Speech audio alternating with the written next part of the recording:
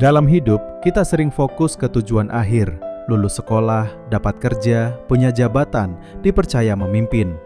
Tapi jarang sekali kita diajarin cara berhenti dengan benar di tengah perjalanan. Padahal, Alkitab menunjukkan satu hal penting. Tuhan tidak hanya peduli kita sampai, tapi juga siapa kita saat sampai. Gilgal, tempat berhenti setelah mujizat. Bangsa Israel baru saja mengalami mujizat besar. Sungai Yordan terbelah, mereka menyeberang di tanah kering. Musuh ada di depan, masa depan menanti. Dan ayatnya bilang, mereka berkemah di Gilgal. Pertanyaannya, kenapa berhenti?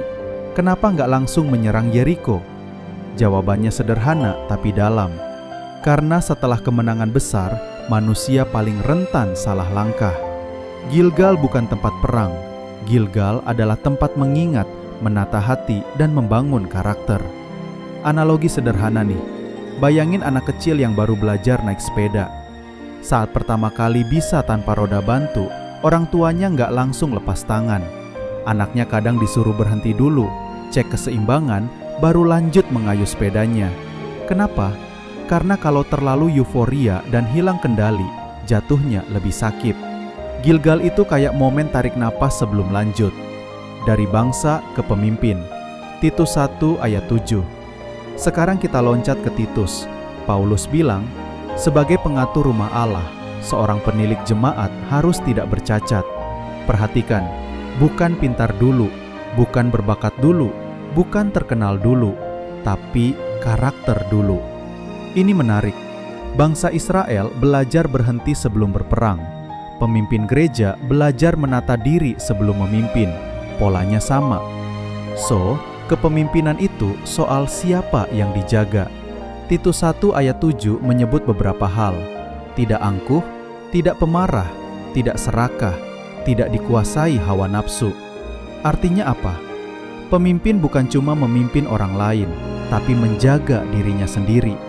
Kalau pakai bahasa sederhana, orang boleh percaya sama kamu. Tapi kalau kamu nggak bisa mengendalikan dirimu, kepercayaan itu bahaya.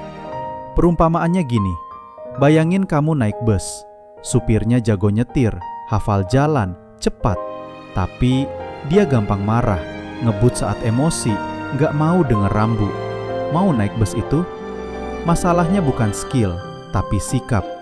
Gilgal dan Titus bertemu di satu titik. Yosua 4:19 dan Titus 1:7 bicara tentang hal yang sama dari sudut berbeda. Gilgal, tempat membentuk kesadaran setelah keberhasilan. Titus, standar hati bagi orang yang dipercaya. Pesannya, keberhasilan tanpa karakter akan menghancurkan banyak orang, termasuk diri sendiri. Renungan ini tidak eksklusif agama, nilainya universal. Untuk anak-anak, belajar berhenti sebelum sombong. Ingat siapa yang menolong. Untuk remaja, jangan cuma kejar pengakuan, jaga emosi dan sikap. Untuk dewasa, jabatan bukan pembenaran sikap. Integritas lebih mahal dari prestasi. Untuk siapapun, kalau kamu diberi kepercayaan, itu berarti kamu sedang diuji dari dalam, bukan cuma dari luar. Coba renungkan, di hidupku, Gilgalku itu apa? Apakah aku pernah berhenti untuk mengecek hatiku? Kalau aku dipercaya memimpin, apa yang paling perlu aku jaga? Pertanyaan-pertanyaan tersebut adalah kunci untuk bersama-sama Tuhan memimpin dan membimbing hidup kita. Kadang Tuhan tidak menahan kita karena tidak mampu, tapi karena hati kita belum siap. Jadi, kesimpulannya, Gilgal mengajarkan kita berhenti sebelum melaju. Titus mengajarkan kita bersih sebelum dipercaya. Dan hari ini, pesan itu masih relevan. Menjadi besar itu penting, tapi menjadi benar jauh lebih penting. Yuk kita berdoa. Tuhan, ajari kami senantiasa untuk berpegang teguh pada ketetapan-Mu dan taat ada perintah-Mu. Sungguh kami perlu bimbingan-Mu dalam setiap perjalanan hidup kami menuju ke arah lebih baik lagi. Terima kasih Tuhan Yesus. Amin.